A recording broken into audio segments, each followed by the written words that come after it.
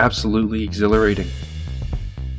The sensation you get when everything, the sounds, the scenery, the atmosphere, everything, is perfectly in sync for a short moment. Life proceeds like a movie and you are the star.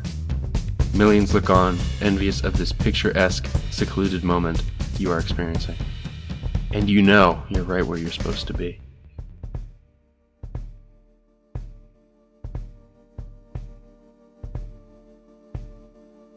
There's an 18-year-old behind the wheel of a car well older than he is, traveling along an unknown dirt road in an unknown town in one of the seemingly endless number of locations he hasn't yet visited.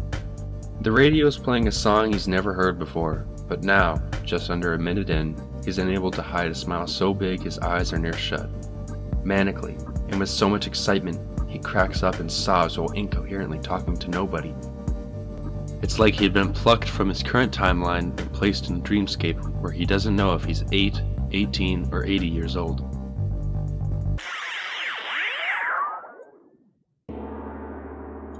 That same hand that gripped the steering wheel was also the hand of a 6-year-old that held a broken crayon he scavenged from the house in order to complete his very first school assignment, written on whatever junk mail he could find that had a blank side. The next morning, with much pride, he hands in his work, eager to hear his teacher's feedback. Having it end in a one-on-one lecture with his teacher about properly presenting his work, and a letter sent home about worrying violent undertones threw him off guard for nearly the rest of his academic career.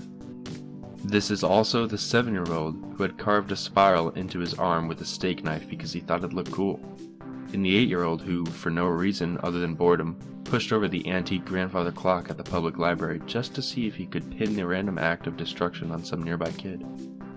He did. And the 10-year-old who set up camp in an abandoned parking garage for a week and a half just to see if anyone would notice he was gone. They didn't. He's the 15-year-old who already learned how to forget whatever happened at home while he was at school and whatever happened at school when he was at home. At this point, he detested every aspect of school. With his clearest, farthest back memories being centered on school, the idea of ever leaving seemed unfathomable, and he thought nothing of his future. He's never exactly present. He is 18 years old. He is called to the guidance office for post-high school planning. They discuss options. Too many of the counselor's responses begin with, "Well, with your GPA," or "considering your family's income," or anything along the lines of, "Your desires are unrealistic. Compromise."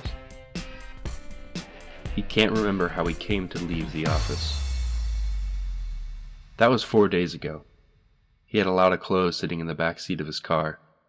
Had he gone home? Did he grab anything else? Had he said anything to his dad? Why did he even care? He is 18 years old. His entire lame existence so far had the potential to amount to just a small, insignificant portion of his life. 3 minutes into the song now, the chorus repeats for a final time. Traveling 35 miles per hour, it's 40 degrees out and he's driving on Hemlock Road in the same unknown town.